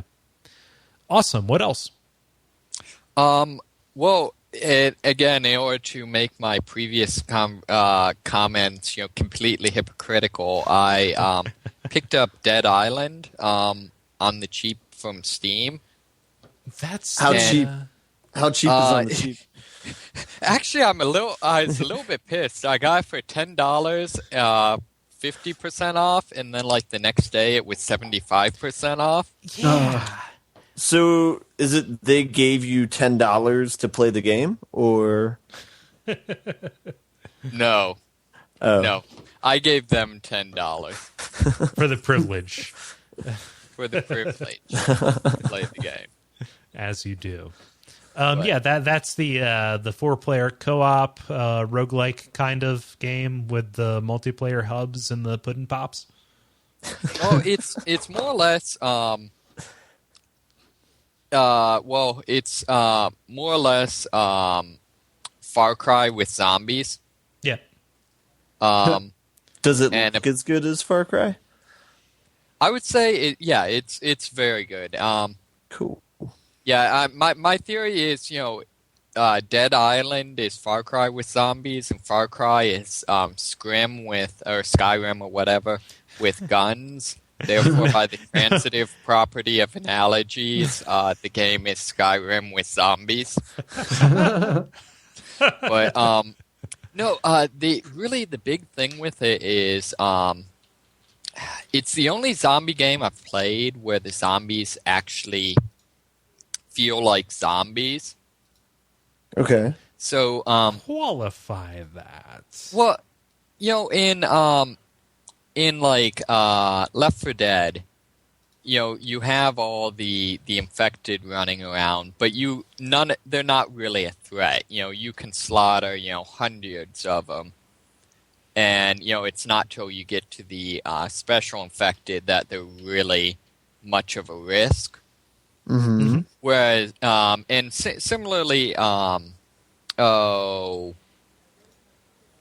Dead Rising is, a little bit better, but I mean, still the zombies aren't that threatening. Whereas in Dead Island, you generally only fight like at most 5 zombies at a time, but they're all a threat to you. Okay. It's basically you have a endurance system. Sort of like Dark Souls, that is used up whenever you sprint, jump, or swing. And if you deplete your endurance, obviously you can't fight, and any hits will automatically knock you down. Okay. So you have to be really, really careful. You have to be judicious with how you kill the zombies. Exactly. The other thing is, it's the game's really well presented. Very, very gory. Lots of breaking zombie heads, stuff like that. Yeah. And then each zombie has its distinct vocalizations it makes. Okay. So it's a lot of the game is listening, and so that you can get an early warning of what zombie is about to attack you. So are there like different classes of zombies essentially, or? Yeah, it does the Left 4 Dead thing where it has your standard zombies that are like the slow moving, old school zombies, but then there's also there's the exploding zombie and the super strong zombie and the fast zombie and stuff like that. Okay. Do they try and rationalize those at all, or is it just kind of like Left 4 Dead where it's like that's what their thing is? Yeah, not really. And that's one of the things I don't like. Luckily, most of them, both the fast one and the stronger one look more or less like the regular zombies, so it's not as blatantly weird. Basically, their explanation is that it's a mutation of like the Kuro, the cannibalism virus that causes people to turn to zombies for some reason. Mm-hmm. But that's really all the explanation they give. Right. But the only weird thing though is the game has no storyline really. No, and that's a problem with any game that is designed explicitly around multiplayer. So are you bringing other people into your game to kind of like compensate for that, or are you kind of going it alone? I'm doing usually in co-op games. The first time through I'll go it alone, and that it's weird because it's not. When I say that, it's weird because the game has a very very good atmosphere. The the characters are by which I mean the zombies are very compelling. Everything looks good. The voice acting's pretty good. It has all the things that generally make a story successful. There's just no story. and the problem is it makes all those other things not work as well. Yeah. It's almost like they need a backdrop to reflect those things off of. Right. Except like a backdrop aside from like, oh boy, this is an island resort. Oh, there's some weird stuff underneath it. Everybody's dead. Oh, this woman's crying. Right. Like, well, and it's just like none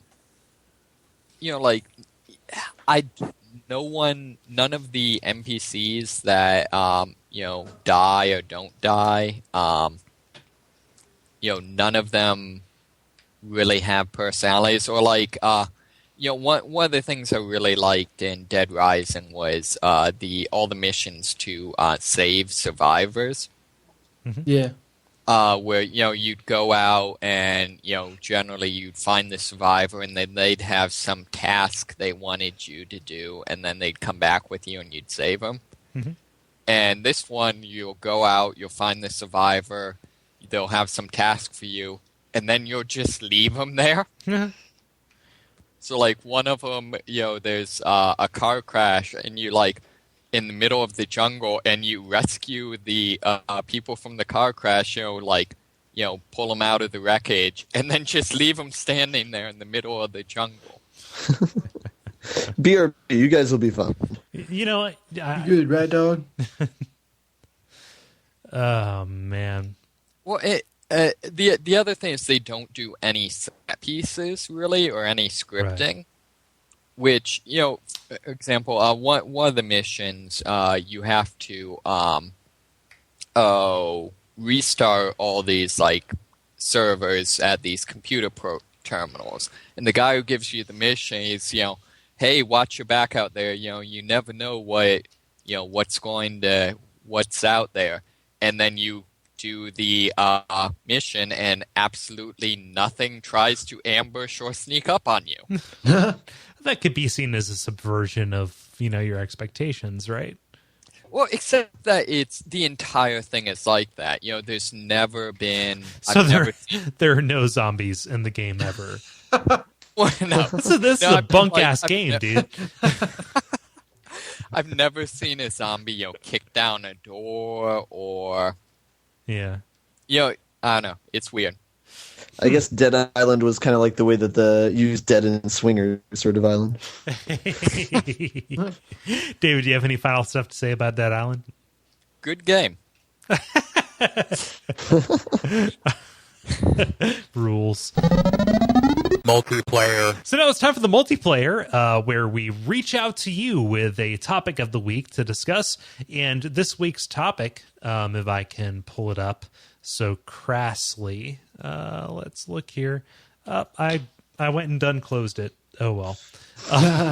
No, it's what is your gaming resolution for 2013? And no, 1920 by 1080 does not count, you smartass. I believe. So yeah, things that you would like to see happen between now and the end of this year of our Lord 2013. So anyway, between this and the light under the bushel, this podcast has become very religious. It has. Hey Ben, tell us what Nick says. Okay. Nick says, finish some of the games from 2011 I still haven't started. Yep. Womp, womp. Dude's competing with you for clogging, Kole. Yeah. No, it's one of those things. My New Year's celebration last year was me alone, like sorting all my games to be like an autobiographical artist. Like, I'm gonna do it, guys. I'm gonna do it, and then I didn't do it.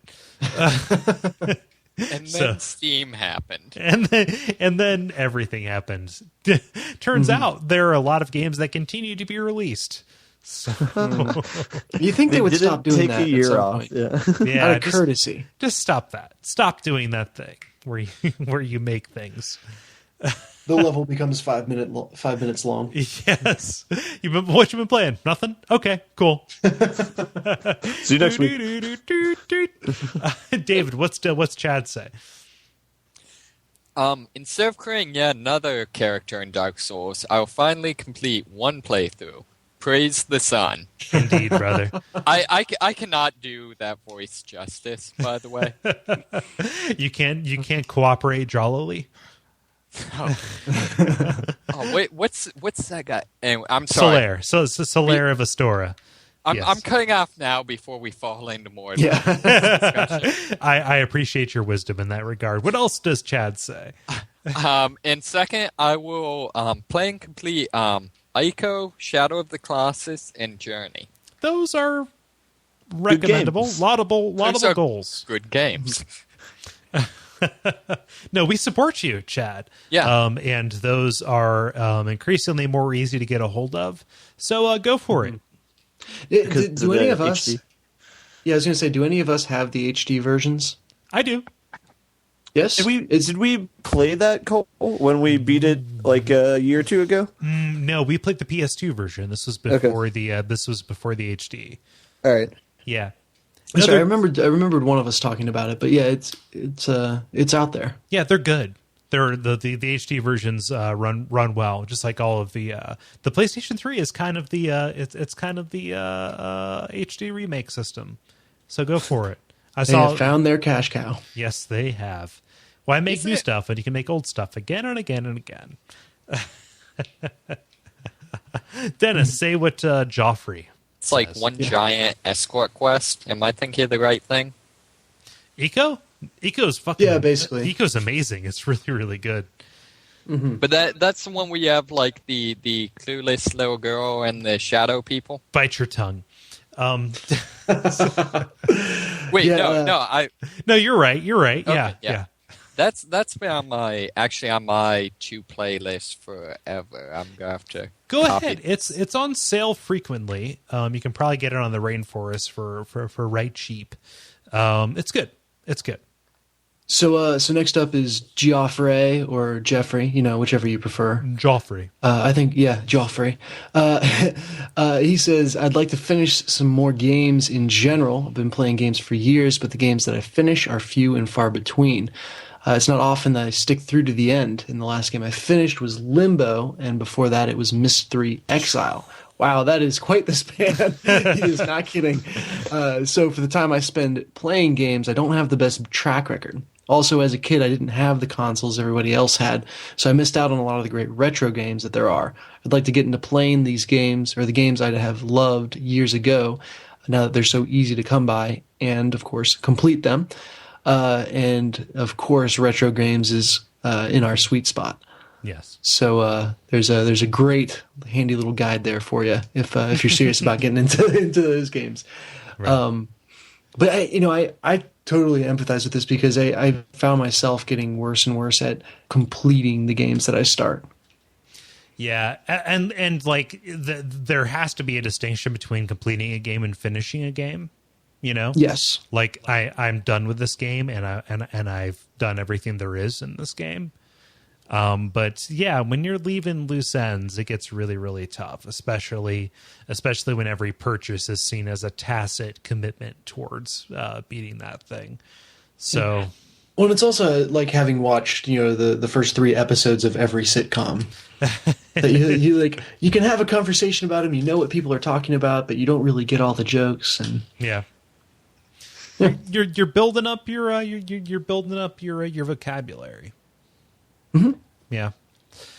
Carlo Dieron says, most of the game-related resolutions I heard involved playing less of them, which runs counter to everything we've said so far.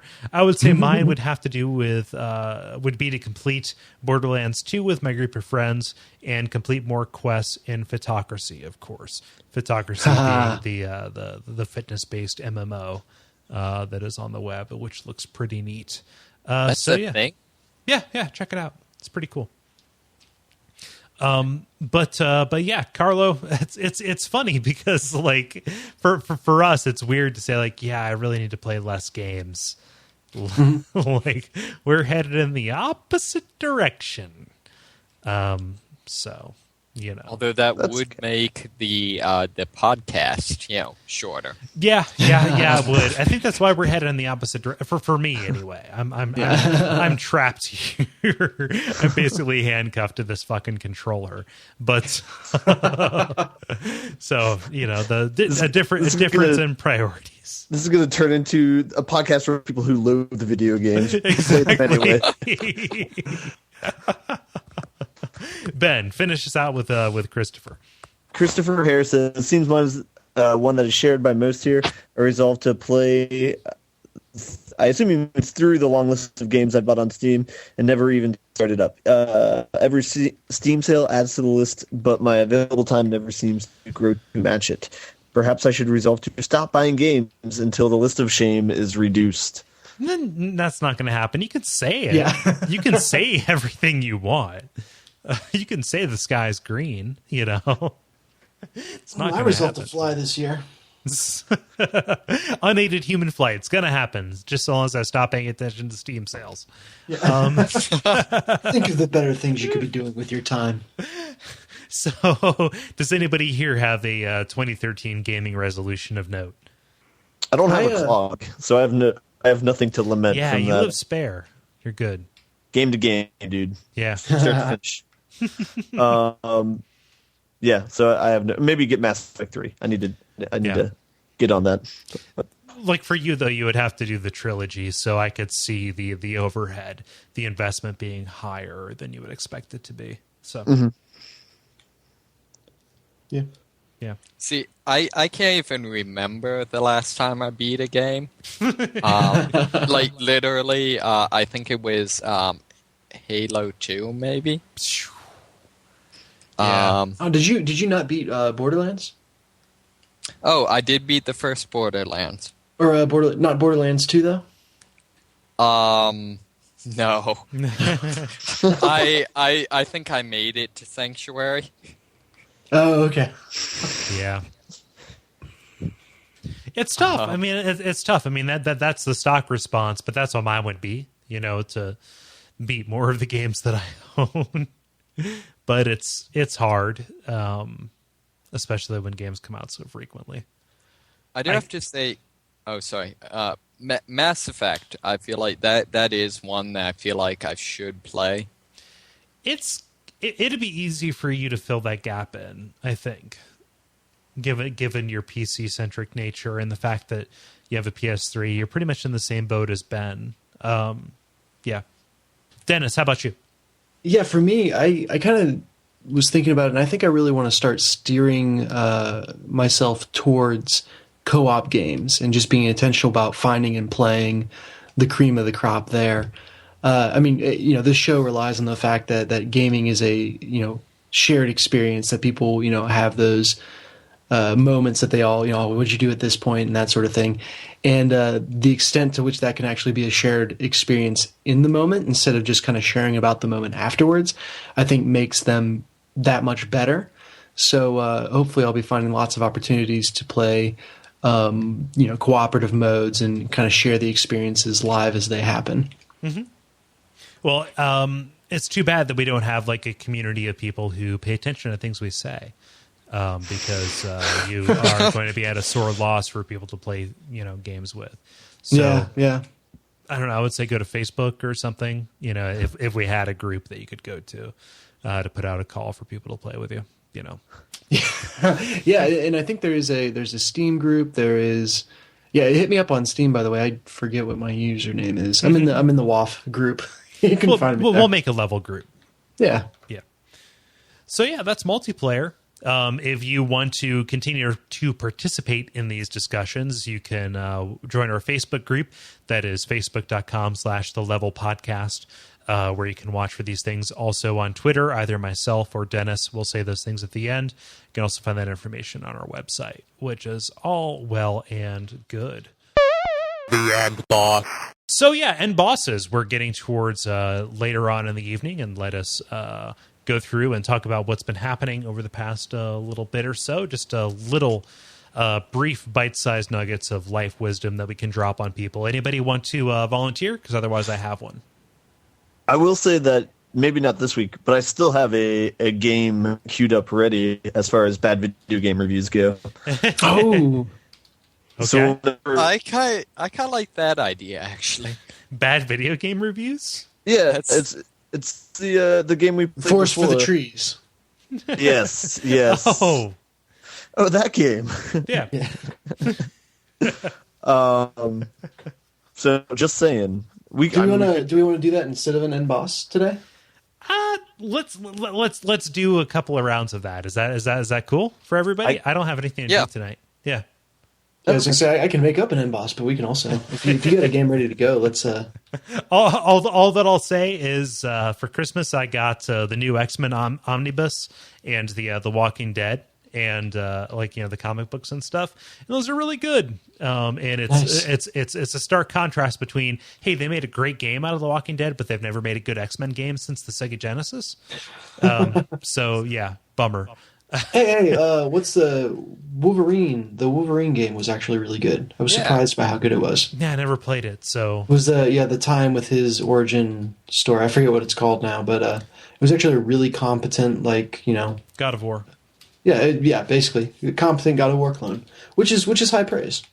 Okay, So cool. do we want to do what we got for Christmas? Is that going to be our end boss? Oh yeah, we can do that. Yeah. Let's just go through real quick, and then Ben can finish us out with the bonus round.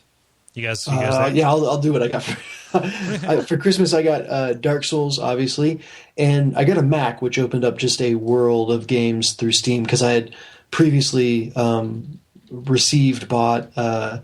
and gotten through various means several humble indie bundles that I'd never been able to play. So I've got like 15 games now that Nice. that are suddenly accessible to me. I got a new gaming mouse and a gun. Cool. All right. I got beer and Dark Souls. That's a good combination, I would say. Yeah, Beer and Dark Souls. dulls the pain. Bonus round. So Ben, hit us with the bonus round, the forest for the trees. Okay. Good. Yeah, for our dedicated listeners, we've played this once before, but basically, I will read a review of a good game, but it's a bad review of a good game.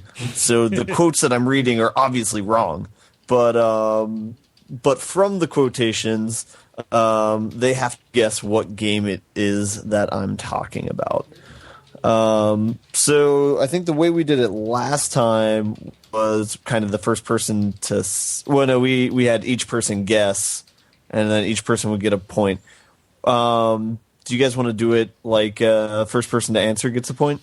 I know It's up to you. I would say that it gets a little bit hairy. So the first person to answer correctly gets the point. So if somebody shouts out and they're wrong, you would say no, and then the next person would have a chance to go. All right, I think we'll do it the way we did it the first time. So the way we'll do it is everybody will get a chance to say an answer. So if you're in last place, you'll go last, and so you might be able to just piggyback off of somebody else's answer.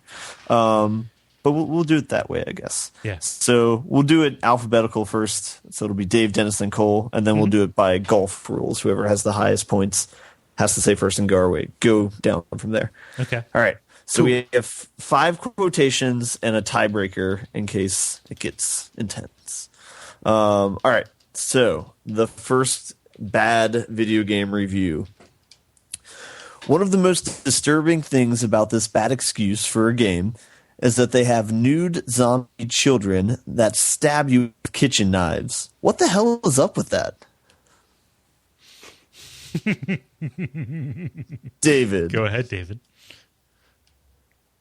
Nude zombie children. Tick tock, tick tock. The only zombie children I can think of would be BioShock, and I don't remember kitchen knives. Okay. Okay. Dennis? I have to go with Silent Hill. Damn it!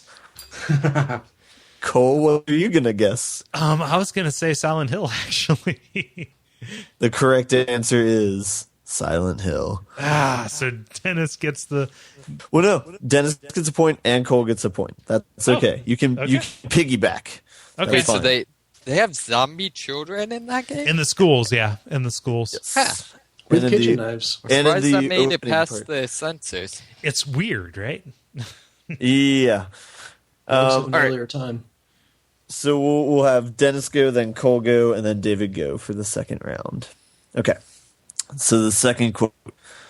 Difficulty does not arise through clever design, but by ignoring decades of video game evolution, taking the absolute worst aspects of a variety of genres and throwing them together into one big turd sandwich. I'm gonna guess Dark Souls. God damn it. Okay. Yeah, Dark Souls. That's what I was going to say, too. Okay. David? I'm going to have to go with Dark Souls. Okay. So that was an obvious quote then, because you guys all got a point for that one. So that was a wash. Okay. Well, because the problem is, That's what everyone who plays Dark Souls thinks at least one point. Yeah. And then they quickly get one over. Yeah. Okay. Everyone thinks that at one point, and everyone thinks these developers just must hate me at one point. And then I must hate myself. Yeah. It's like, how there's stages for grieving. Same thing for playing Dark Souls. Yeah. Go ahead, Ben. Okay. So the third quotation, we'll do the same order then. I think this game is fun for what it's worth, but in terms of innovation, I'd give it a 0. I endured listening to J-pop on Beatmania, so I'm glad they made something worth playing for people in the States. Oh, that's sound tricky. shapes. Okay. Cool. What has J-pop? Let's say Bayonetta. Okay. David? Guitar Hero? David for the win! Really? It's Guitar Hero, yes. Yes. So we are all tied at this point with 2 more to go. So 1-1-1, and so now it's back to original order. All right. Okay. So the fourth video game quote. I have attempted to play through this game so many times that I have lost count, with every new attempt hoping to find the rewarding qualities other described, yet which keeps eluding me. I find myself climbing on the horse and riding through a landscape essentially barren of all those factors that make gameplay fun. Huh. David. Shadow of the Colossus? Yeah, that's Okay. gotta be Shadow of the Colossus. Cole. Zelda: The Ocarina of Time. A bold choice. Yet wrong. God damn it. You build them up, then you cut them down. Sorry.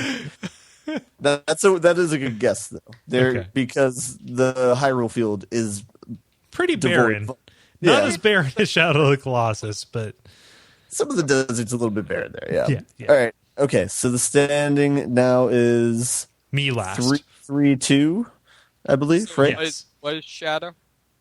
It was Shadow of the Colossus, yes. And, it's a great game, so yeah. Yeah. Terrible. All right. Okay, last one up. And this one is sufficiently difficult in my opinion, so we'll see. All right, so the fifth video game quote. Great graphics, but you have the same boring objectives in each town. Tick tock, tick. I'm going to go with Borderlands. I've got nothing. Could it be Sim City? Okay. To make it more interesting, you were both wrong, so Cole for a chance. So you're trying to make this a tie, so you must have a hell of a tiebreaker there. A good game, each town. See, I would have said Borderlands too. Can you give us a genre? It has a town in each one, and Ben isn't going to give us a genre, I don't think. Let us say... You know what? David said Borderlands. I'm going to say Borderlands too. Scrim? Sorry, Cole. It is not Borderlands 2. If he would have said Borderlands 2 was Borderlands 2, I would have probably given it to him. The answer is Assassin's Creed. I don't think about that like having towns. I think about it having town. And that's also kind of a fair assessment. Great graphics, same boring objectives in each town. I mean, All right. I love the game, but they've kind of got a point. Yeah. Yeah. So I think me and David are still Tiebreaker round, yeah. Okay. All right, so the tiebreaker. Okay. The last video game review quote. When I first saw this in the store and fired it up, I thought it was some sort of science game. The kind where kids would play a cute character and learn about gravity, friction, temperature, whatever. Actually, it's the complete opposite of a science game. It teaches kids not to explore. Exploring is not worth the risk because likely you'll wind up getting electrocuted and having to start the stupid maze all over from the beginning.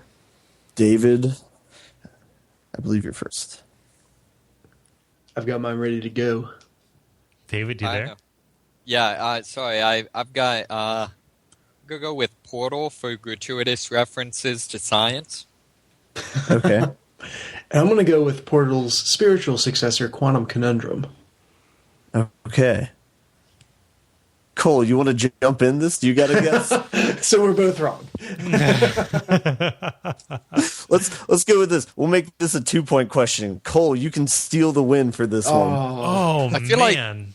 this would also be an excellent description of Dark Souls. Teaches you that sometimes exploring is a bad idea.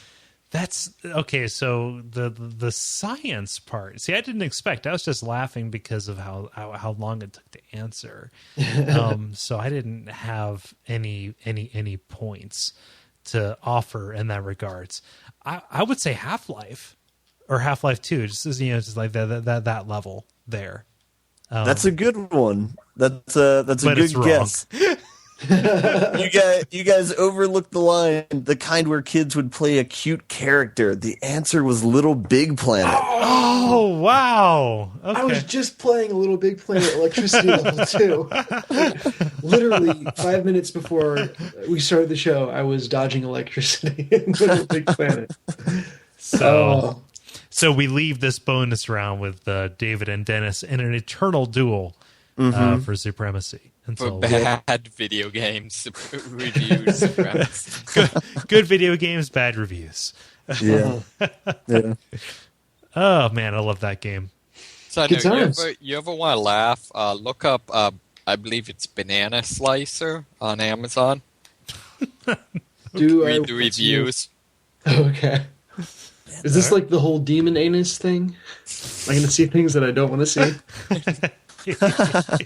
You're welcome, by the way. No, 5 stars. No more winning for you, Mr. Banana. For decades, I've been trying to come up with an ideal way to slice a banana. Use a nice knife, they say. Well, my pro officer won't allow me to be around knives. Shoot it with a gun. Background check. Hello. I do resort to carefully attempting to slice those bananas with my bare hands. 99.9% of the time, I'd get so frustrated, I'd just end up squishing the fruit in my hands and throwing it against the wall in anger. Then, after a fit of banana-induced rage, my patrol officer introduced me to this kitchen marvel, and my life was changed. I like how the caption for the second review is "Saved my marriage." What can I say about the 571B banana slicer that hasn't already been said about the wheel, penicillin, or the iPhone? This is one of the greatest inventions of all times. My husband and I would argue constantly over who had to cut the day's banana slices. It's one of those chores no one wants to do. You know, the old, I spent the entire day rearing our children. Maybe you can pitch in a little and cut these bananas. And of course, you think I have the energy to slave over your damn bananas? I worked a 12-hour shift just to come home to this? These are the things that can destroy an entire relationship. It's got to the point where our children would sense the tension. The minute I heard our 6-year-old girl in her bedroom reenacting our daily banana fight with her Barbie dolls, I knew we had to make a change. That's when I found the 571B banana slicer. Our marriage has never been healthier, and we've even incorporated it into our lovemaking. Thanks, 571B banana slicer. That's by Mrs. Toledo. And remember, you can buy it through Duckfeed.tv. Yes, you can. You can save your marriage too. This is amazing. Thank you, David. That brought joy to my life. So anyway, The credits. for the credits, there's a ton of stuff you can do. Once again, we remain on the new and noteworthy section at the front page of games and hobbies. So thank you so much for everybody who is paying attention and subscribing and all of those kind of things. As Ben said when we were talking about the banana slicer, you can use our tip jar link. That is duckfeed.tv/tipjar. and buy any number of banana slicers, none of which have some sentimental value to me, from Amazon at no cost to you, or nor extra cost rather, but we get a kickback, which helps us run the network at not a loss, which is great.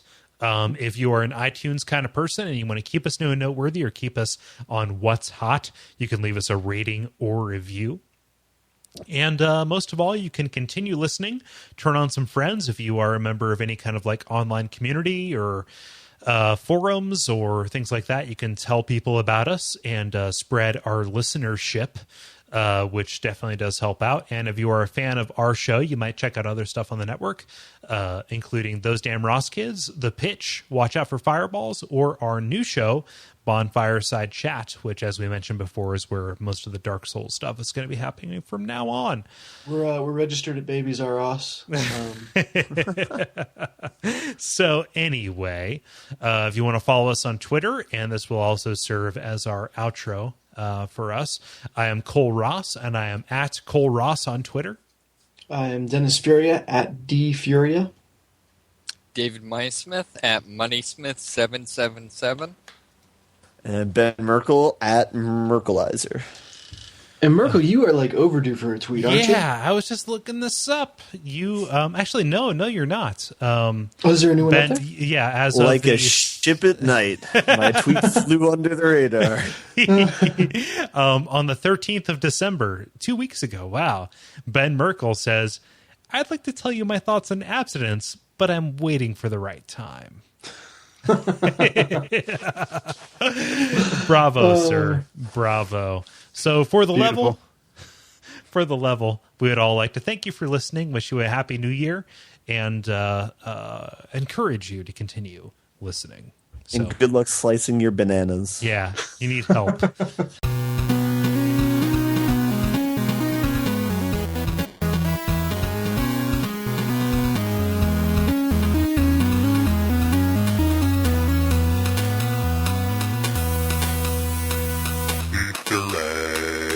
Oh, dude, I am tweeting this and Facebooking this and everythinging this. Oh my god! I like the military endorsement one. I didn't see that. How'd you There's find actually. it? Huh? Oh, someone actually posted on Facebook. Although there's several articles online that have lists of some of the best. Says one reviewer, found the secret.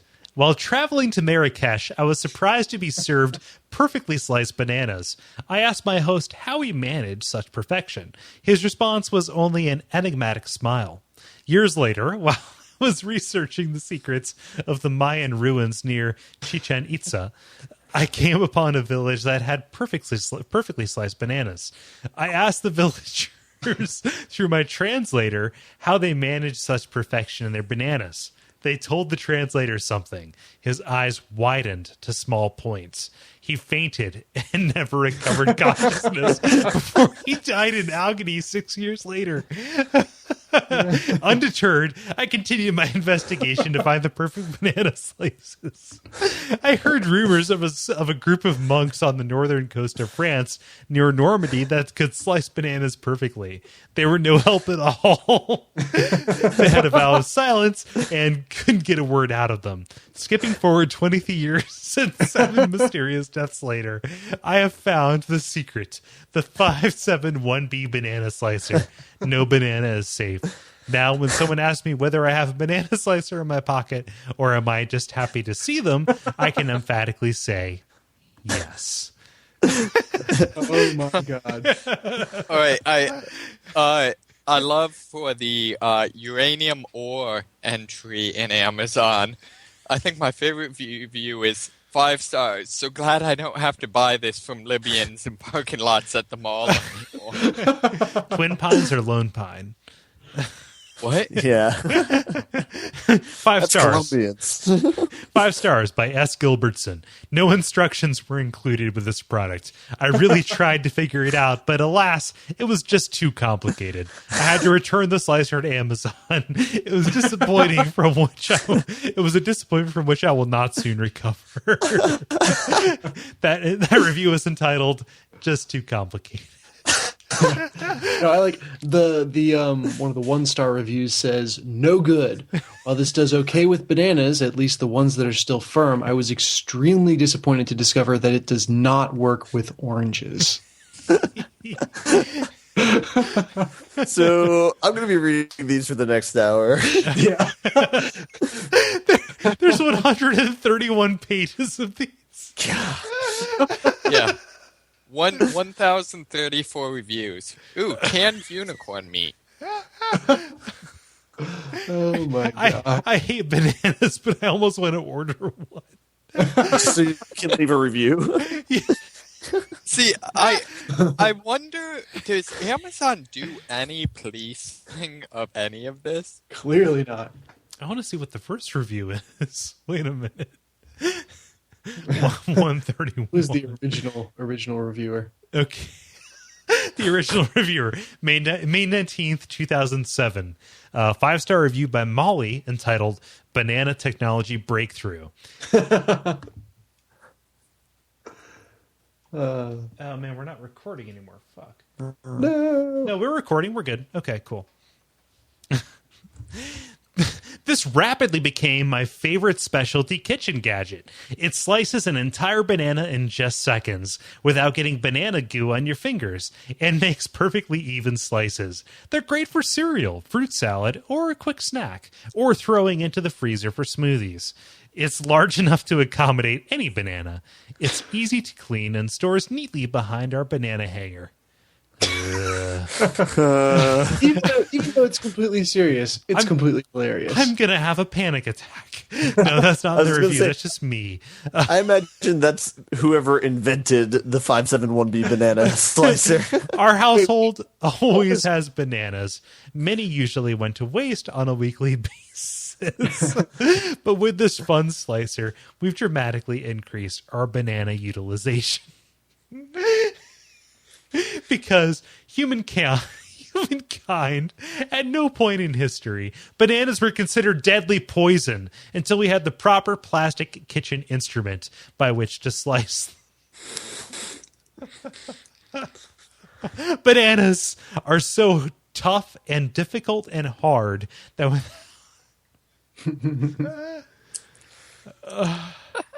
I'm going to cry.